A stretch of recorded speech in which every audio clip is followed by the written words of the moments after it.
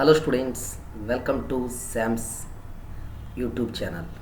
So last వీడియోలో మనం ఎస్జిటికి సంబంధించినటువంటి టెక్కమ్ టీఆర్టీ పేపర్లోని సెషన్ 1 27/1/2019 జరిగినటువంటి సెషన్ 1లోని క్వశ్చన్ పేపర్ అనాలిసిస్లో మనం మ్యాథ్స్కి సంబంధించిన బిట్స్ని డిస్కస్ చేస్తున్నాం.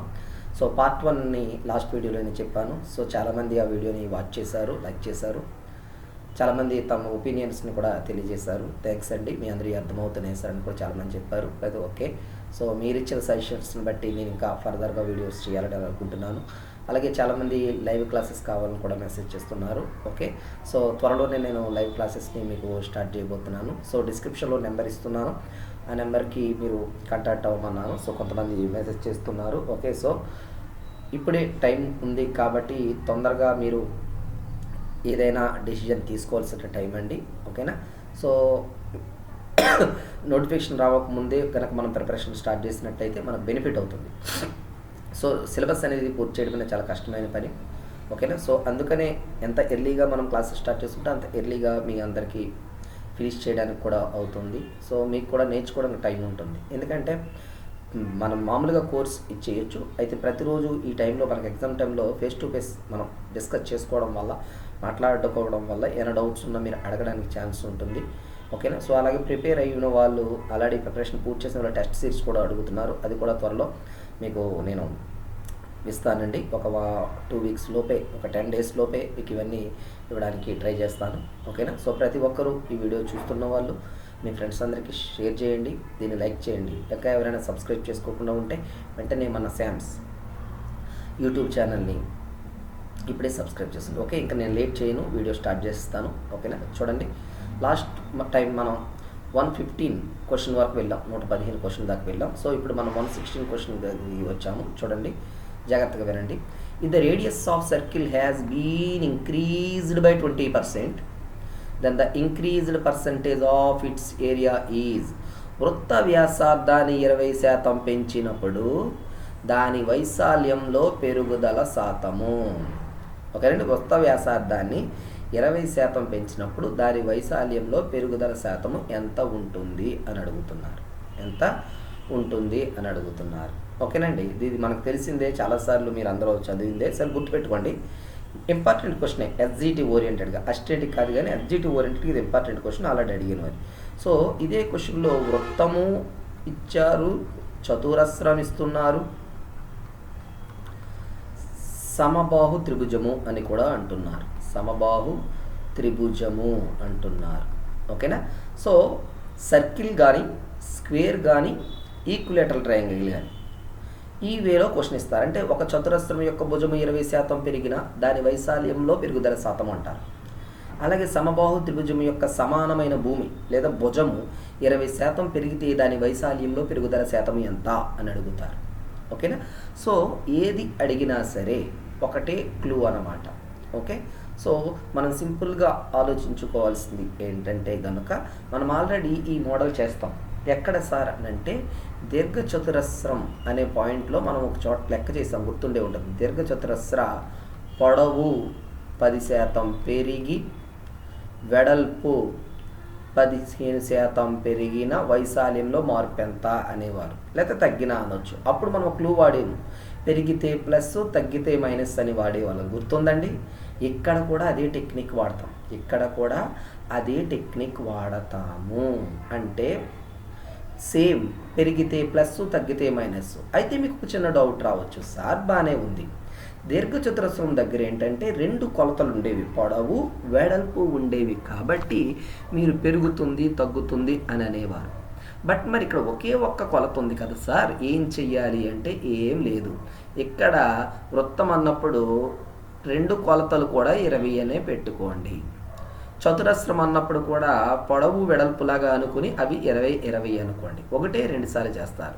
సో 20% పెరిగింది అంటే అలా చెప్తావు, 20 ప్లస్ 20 పెరిగింది, plus into plus plus 20 into 20/100. ఓకేనా? విడివిడి శాతాలు మొత్తము, తర్వాత రెండింటికి కలిపిన శాతము తీసుకోవాలన్నమాట. సో చూడండి ఇప్పుడు ఎంత వస్తుందో, 0 0 0 0. సో 20 + 20 40 + 4 44% అనేది మన ఆన్సర్. నేను షార్ట్ కట్ చెప్పాను. అయితే కొంతమంది అంటే ఈ బిట్ చాలాసార్లు చాలా చోట్ల వినేసే ఉంటారు, అందుకే నేను ఎక్కువ మాట్లాడతలేదు. అయితే కొంతమందికి వచ్చే డౌట్ ఏంటంటే, సార్ పర్టికులర్గా మరి జనరల్గా చేయాలంటే ఎలా సార్, కొంచెం మాకు హింట్ ఇస్తే మేము చేసుకుంటాం కదా సార్ అని అడగవచ్చు. సో అందుకోసం నేను చిన్న క్లూ ఇస్తాను, దాని నుంచి మీరు కావాలంటే మళ్ళీ ట్రై చేసుకోండి. ఒకవేళ సార్ అయినా మాకు అర్థం కాలేదు సార్ అని అంటే కనుక మీరు కామెంట్లో తెలియజేయవచ్చు. ఓకేనా? సో ఏమంటే ఎప్పుడైనా సరే పర్సంటేజెస్ క్వశ్చన్ చేసేటప్పుడు, ఓకేనా, మొట్టమొదటి రాశిని 100 అనుకోండి. 100 అంటే ఏంటి? వృత్తానికి ఏముంటుంది? వైశాల్యం కట్టాలంటే వ్యాసార్థం ఉంటుందా?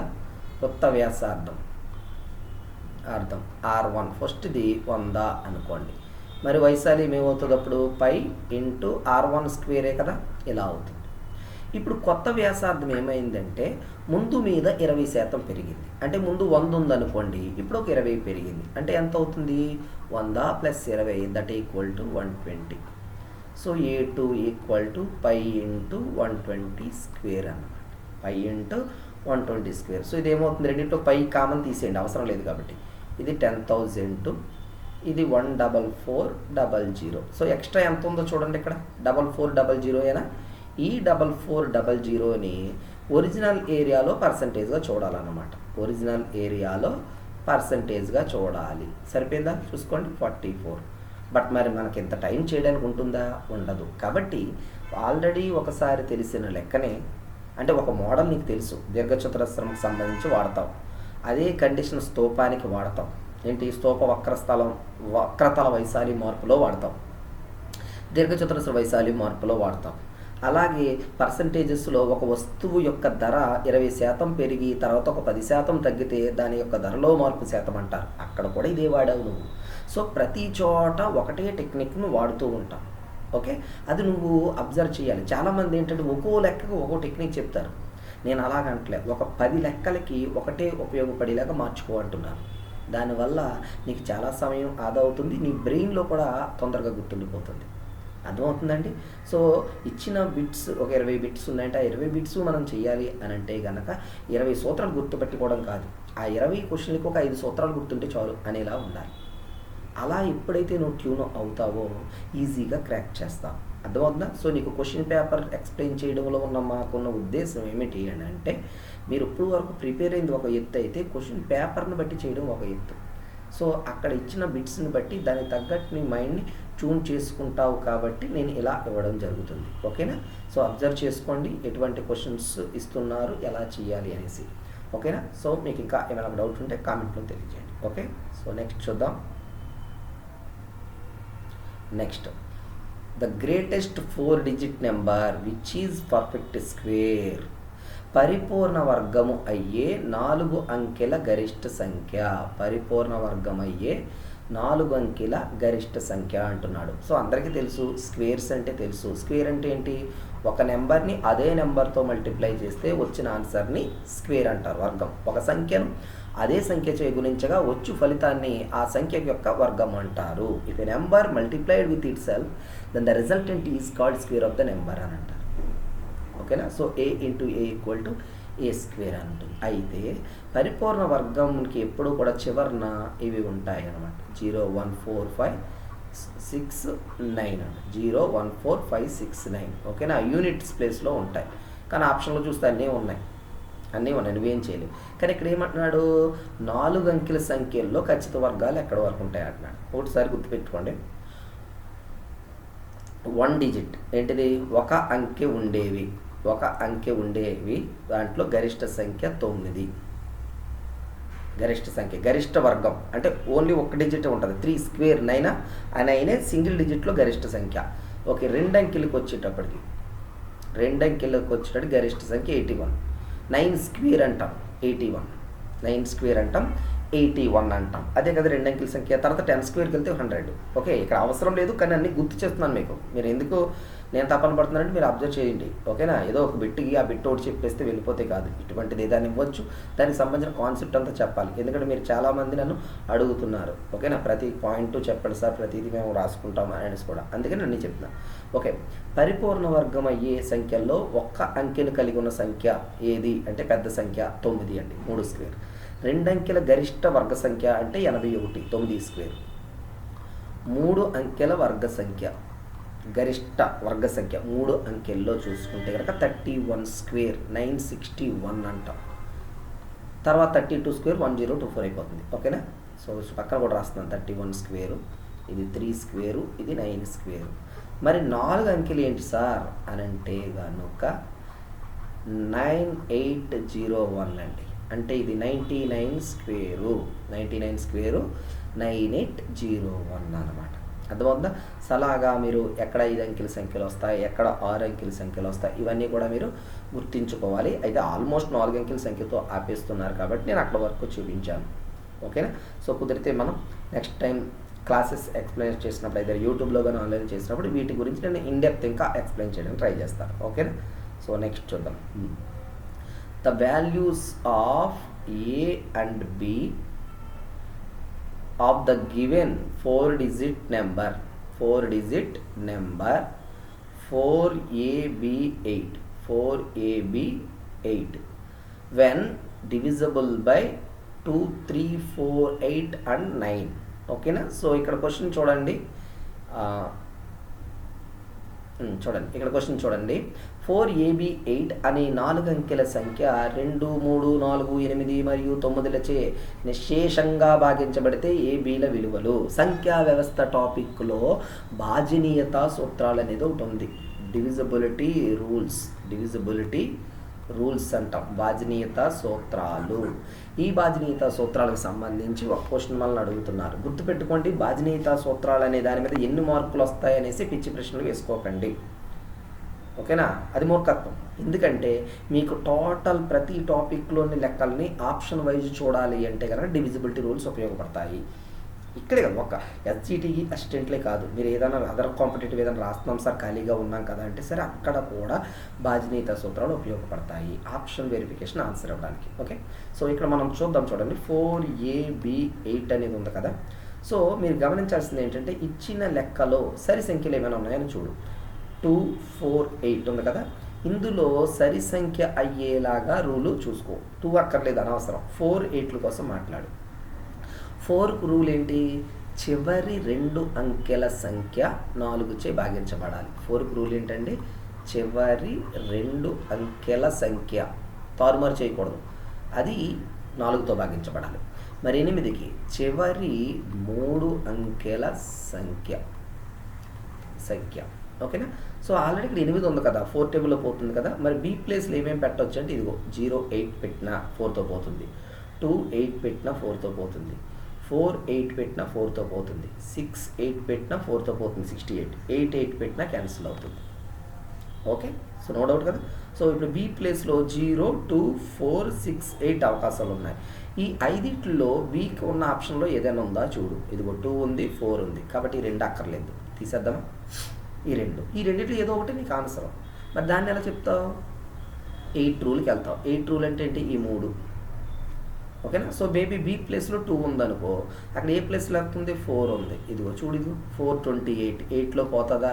పోదు కదా. 5 4 జార్ 5 8 జార్ 40, 3 8 జార్ 24. మరి 28 క్యాన్సిల్ అవుతుందా? అవ్వట్లేదు, కాబట్టి 4 పెడితే మిస్ ఫైర్, కాబట్టి సక్సెస్ 4. జాగ్రత్తగా చూడండి. మళ్ళీ ఇక్కడ మీకు అడిగినది 4AB8 అనే 4 అంకెల సంఖ్య 2, 3, 4, 8, 9తో భాగించబడాలంటే ఏబీ స్థానంలో ఏముండాలి?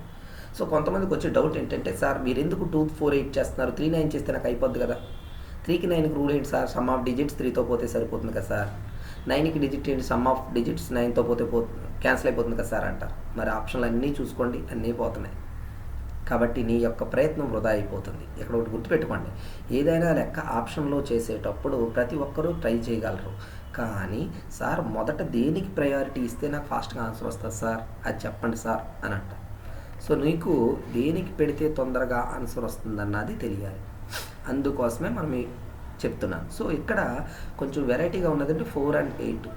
4కి రూల్ ఏంటి, లాస్ట్ 2 డిజిట్స్ 4లో పోవాలి. సో నేనేం చేశానంటే లాస్ట్ 2 డిజిట్స్ అంటే ఏంటి, ఇక్కడ B8 అనేది ఆల్రెడీ 8 ఉంది కదా, 8కి ఏం పక్కన పెడితే 4లో పోతుంది అని అంటే 08 2 టైమ్స్ పోతుంది. ఓకేనా, 2 8 28 7 టైమ్స్ పోతుంది. 48 4 8 అని పెడితే 12 టైమ్స్ పోతుంది. 68 అని పెడితే 17 టైమ్స్, 88 పెడితే 22 టైమ్స్ పోతుంది. అంటే బి స్థానానికి ఏమేమి పాజిబిలిటీస్ ఉన్నాయని చూస్తే 0 కానీ 2 కానీ 4 కానీ 6 కానీ 8 కానీ తెలిసింది. ఈ 5లో ఏ డిజిట్ ఆప్షన్లో ఉందో చూసాం. బి స్థానంలో 2, 4 ఉన్నాయి, మిగతా 2 ఎలిమినేట్ చేశాను. ఈ రెండిట్లో ఏదో ఒకటే ఆన్సర్, నీ ఇష్టం ఏదైనా చెక్ చేసుకో. జస్ట్ నేను ఆప్షన్ 3 పెట్టానండి, ఏ ప్లేస్లో 4 బి ప్లేస్లో 2 పెట్టాను. 4 2 8, మరి 8 టేబుల్లో పోతుందా, పోదు. అది పోదు కాబట్టి 4 ఆన్సర్. ఒకవేళ సార్ మేము డైరెక్ట్ 2 పెట్టి చెక్ చేసామంటావా, క్యాన్సిల్ అయింది. క్యాన్సిల్ అయ్యాక ఇంకా అదే కదా ఆన్సర్, అలా అన్నమాట. అర్థమవుతుందండి. సో ఈ విధంగా మనం ఆలోచించుకోవాలి. బాధ్యనీయత సూత్రాలను బేస్ చేసుకుని చాలా లెక్కలు మన ఆప్షన్లో చెప్పవచ్చు. సో అదేదో చిన్న టాపిక్ పెద్ద అవసరం కాదని ఎవరైనా చెప్తే నమ్మకండి. చాలా రకమైన క్వశ్చన్లు మనం ఆప్షన్లో చెప్పాలి అంటే గనుక మనకి ఈ టెక్నిక్ తెలియాలి. Divisibility rules plays a key role while solving the questions in option oriented method. So you keep it in mind. ఓకేనా, very important concept. Okay, it is a basic concept. అర్థమవుతుందండి, నాలెడ్జ్కి ఉపయోగపడే టాపిక్ అనమాట. Okay, ఇక నేను next క్వశ్చన్కి వెళ్తాను. ఇప్పుడు చూడండి, స్టాటిస్టిక్స్ సాంఖ్యక శాస్త్రం నుంచి ఒక 2 రకాల క్వశ్చన్ 2 బిట్స్ ఇవ్వడానికి ఛాన్స్ ఉంది. ఓకే, సో ఇప్పుడు దీని నుంచి అడిగిన క్వశ్చన్స్ చూద్దాం ఇప్పుడు మనం. ఓకే, చూడండి. From the above distribution table highest frequency class is. పై పౌనపున్య పట్టికలో అధిక పౌనపున్యం గల తరగతి అని అంటున్నారు. ఇక్కడ మీరు గమనించండి, తరగతి ఇవ్వలేదు కానీ కొన్ని లెక్కలు ఇచ్చారు. అంటే ఈ రీజియన్లో ఇంతమంది ఉన్నారు అనేది ఇచ్చారు. ఎప్పుడైనా గుర్తుపెట్టుకోండి, మనకి ఎప్పుడైనా ఒక రీజియన్ ఇచ్చి అందులో ఇంతమంది ఉన్నారని చెప్పారంటే అది క్యుములేటివ్ ఫ్రీక్వెన్సీ ఇచ్చినట్టు, సంచిత పౌనపున్యములు ఇచ్చినట్టు. ఓకేనా, సో ఇదిగో ఒక్కసారి మీకు చూపిస్తాను. 25 కన్నా తక్కువగా వచ్చిన స్టూడెంట్లు 15 మంది ఉన్నారు. అంటే 0 to 25 అని రాయాలి. నెక్స్ట్ 50 కన్నా తక్కువ అంటే 25 నుంచి 50 అన్నమాట. నెక్స్ట్ అంటే అలా రాయమని కదా 0 to 50 అని, కానీ మనం ఏం చేస్తామంటే షిఫ్ట్లు వైజ్ కట్ చేస్తున్నాం. 25 తక్కువ అన్నారు, 0 to 25 రాశాను. తర్వాత 50కి తక్కువ అన్నారు, 25 కన్నా ఎక్కువ ఉండి 50 లోపు ఉన్న వాళ్ళు అని అనేస్తుంటే 25 to 50 మధ్యలో అని. తర్వాత చూడండి 75 కన్నా తక్కువ 50 కన్నా ఎక్కువ అని రాశాను లిస్ట్ నేను. తర్వాత 75 100 అని రాశాను. ఓకే, సో నీకు ఫ్రీక్వెన్సీ లిస్ట్ ఇవ్వలేదు ఇక్కడ, మీరు కన్ఫ్యూజ్ అవ్వండి. మీకు ఇచ్చిన ఈ సంచిత పౌనపున్యాలు ఇవ్వడం జరిగింది. సంచిత పౌనపున్యం ఫస్ట్ 15, తర్వాత ఇక్కడ 15 ఉంటే ఇక్కడ కూడా 15 కదా, ఫస్ట్ది ఏమీ మారదు. సెకండ్ది ఇక్కడ 24 వచ్చింది. అంటే 15 నుంచి 24 రావాలంటే ఎంత కలపాలి, 9 కదా, గ్యాపే కదా. ఫస్ట్ 2 కలిపితే ఇక్కడ 2ది వస్తుంది, అంతేనా. 15 + 9 24. తర్వాతది 42, అంటే ఇక్కడ నుంచి ఇక్కడికి ఎంత పెరిగింది, ఇదే కదా 18. ఓకే, 42 నుంచి ఎంతకు వచ్చింది 50, అంటే ఎంత పెరిగింది 8 పెరిగింది. ఓకేనా, సో ఎగ్జాక్ట్ వాల్యూస్ ఇచ్చాను చూడండి మీకు.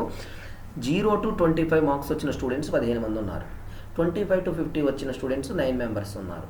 50 నుంచి 75 వచ్చిన స్టూడెంట్స్ 18 మెంబర్స్ ఉన్నారు. 75 నుంచి 100 వచ్చిన స్టూడెంట్స్ 8 మెంబర్స్ ఉన్నారు. సో నీ క్వశ్చన్లు ఏమడిగారు చూడండి, అధిక పౌనపున్యము గల తరగతి. అది చూడండి, ఇదేనా 18 వచ్చిందేనా, ఏ తరగతి అది 50 to 75 అనమాట. 50 to 75 అనమాట. సో క్వశ్చన్ జాగ్రత్తగా అబ్జర్వ్ చేయండి. సార్ పర్టికులర్లీ ఈ సిచ్యువేషన్లో మేము ఎలా ఆలోచించాలి సార్ అంటే, తరగతి అనేది చెప్పాలి ఎగ్జాక్ట్గా అంటే కనుక క్లాస్ ఇంటర్వెల్గా కట్ చేయాలి. ఫస్ట్ 25 దగ్గర ఆగింది, తర్వాత 50కి వెళ్ళింది, అంటే మధ్యలో 25 గ్యాప్ ఉంది కదా. సో 25 25 20 చొప్పున 100ని 4 తరగతులు చేయాలన్నమాట.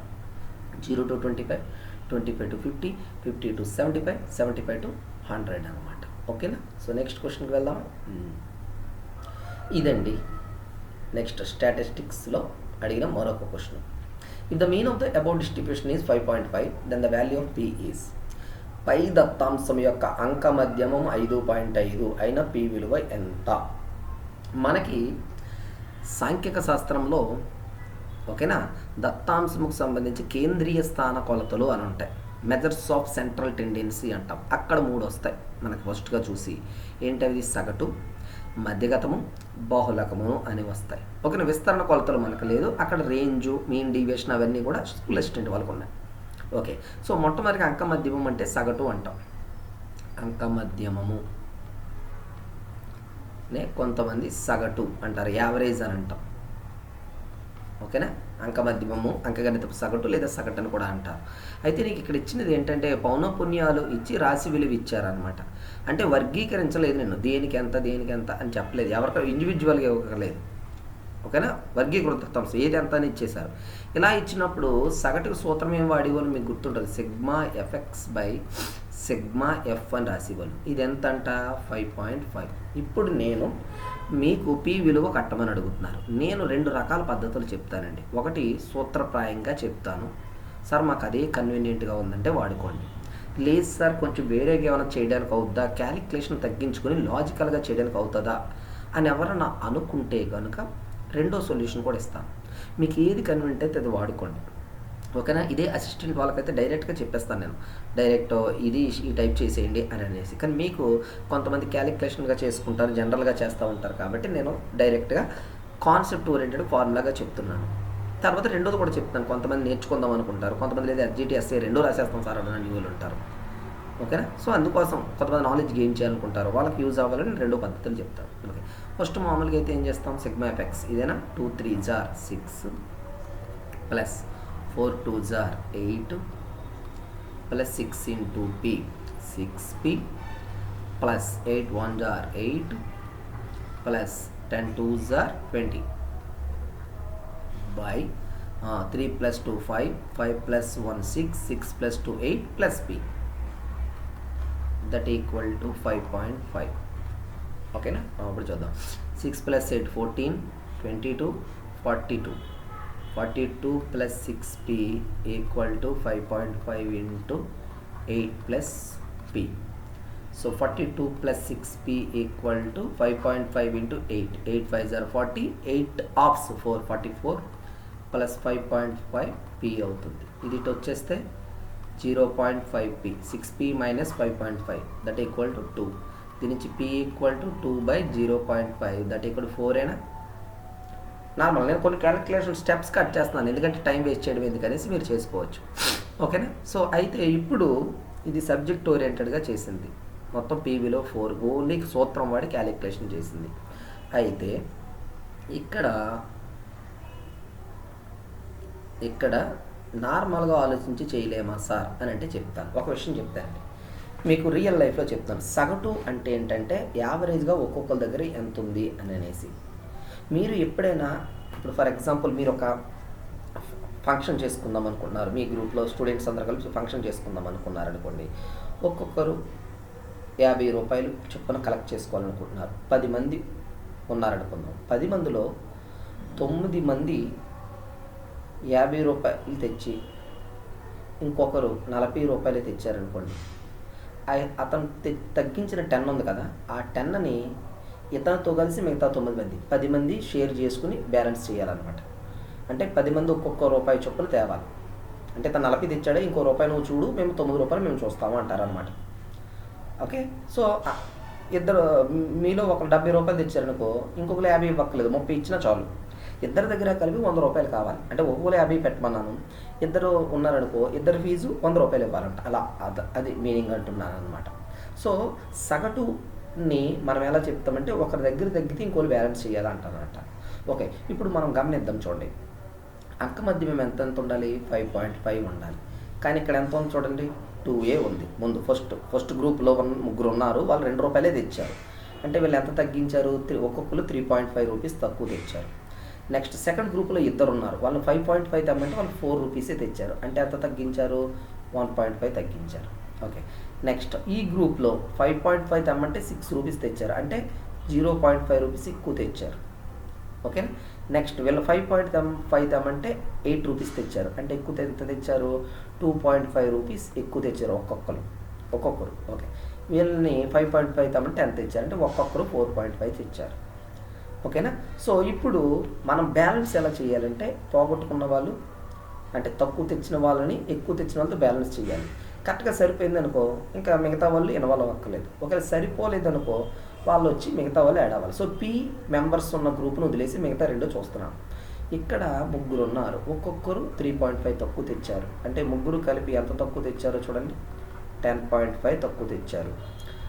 నెక్స్ట్ ఇక్కడ ఇద్దరు ఉన్నారు, ఇద్దరు 1.5 చొప్పున తగ్గించి తెచ్చారు. అంటే వాళ్ళు తగ్గించింది అంత ఇవ్వలేదు, వాళ్ళు 3 తెచ్చారు. అంటే మనం వీళ్ళిద్దరి వల్ల తక్కువ ఎంత తక్కువ వచ్చింది, కరెక్ట్ అవ్వాల్సింది 5.5 చొప్పున రావాలి ఒక్కొక్కరిది, కానీ అందరి మీద కలిపి 13.5 తక్కువ వచ్చింది. ఓకే, నెక్స్ట్ ఎక్కువ వచ్చింది చూద్దాం. ఇక్కడ ఒక్కరు ఉన్నారు 2.5 తెచ్చారు, ఈ ఒక్కరు 2.5 ఇచ్చారు ఎక్స్ట్రా. ఇక్కడ ఇద్దరు ఉన్నారు, ఒక్కొక్కరు 4.5 తెచ్చారు ఎక్స్ట్రా, అంటే 9 అంటే 11.5 ఎంతండి. ఓకేనా. సో ఇక్కడ ఇద్దరు ఉన్నారు, ఇద్దరు 4.5 తెచ్చారు 9. ఓకే, ఇక్కడ ఒక్కరు ఉన్నారు 5.5 తేవాల్సి 2.5, సో ఎక్స్ట్రా వచ్చింది 11.5 వచ్చింది. అంటే మన దగ్గర 13.5 తక్కువ ఉంది, అంటే వాళ్ళ దగ్గర రాలేదు. ఇక్కడ 11.5 ఎక్కువ, అది ఎక్స్ట్రా వచ్చింది. సో బ్యాలెన్స్ చేస్తే ఇంకా ఎంత ఉంది, 2 రూపీస్ బ్యాలెన్స్ చేయాలంట. ఆ 2 రూపీస్ని ఎవరు బ్యాలెన్స్ చేయాలి, ఈపీ మెంబర్స్ బ్యాలెన్స్ చేయాలి. ఓకేనా. సో అంటే వీళ్ళ దగ్గరే ఉంది, సో వీళ్ళు ఎక్స్ట్రా తెచ్చింది 2 రూపీస్ అనమాట. సో ఒక్కొక్కరు ఎంత తెచ్చారు, 0.5 తెచ్చారు. అలా ఎంతమంది ఉన్నారు, పీ మెంబర్స్ ఉన్నారు. అంటే 0.5 ఇంటూ పీ అంటే 2ఏ కదా, 0.5 ఇంటూ పీ అంటే 2ఏనా. సో దీని నుంచి పీ ఎంత అవుతుంది, 4ఏ కదా, వచ్చేసిందా.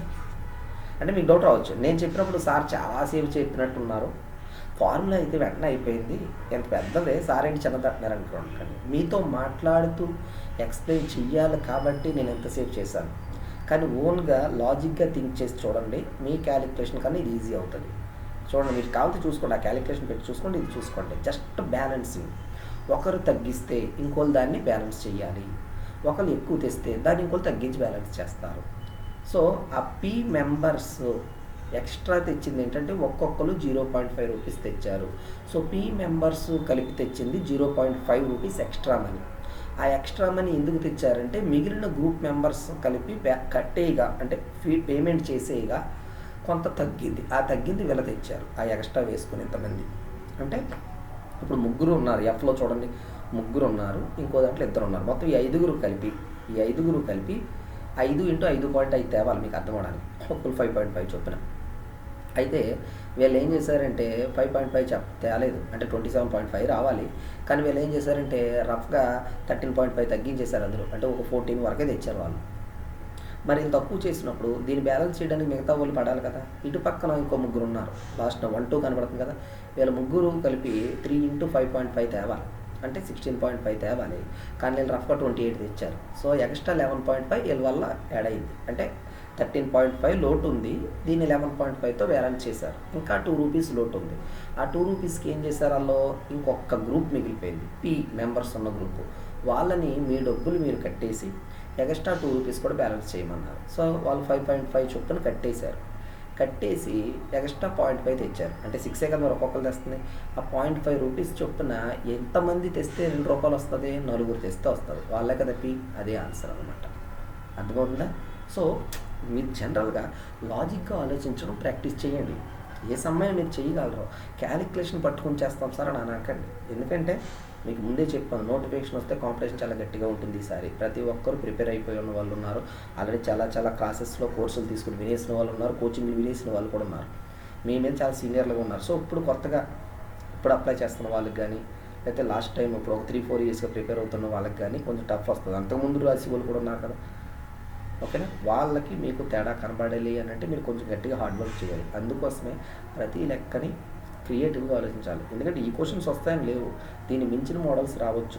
ఎందుకంటే డైరెక్ట్ క్వశ్చన్స్ ఈజీగా ఇస్తారు లేదు. లాస్ట్ టైం టెట్ రాసిన వాళ్ళు మొన్న రాశారు, అక్టోబర్లో రాసిన ప్రతి ఒక్కరికి అనుభవంలోకి వచ్చి ఉంటుంది. నేను అప్పుడు కూడా చెప్పాను క్లాసుల్లో కానీ పర్సనల్గా కానీ కలిసినప్పుడు, ఏవండి ఇలా ఉంటుంది, కొంచెం టఫ్గా ఉంటుంది టెట్, అబ్జర్వ్ చేయండి అని చెప్పాను.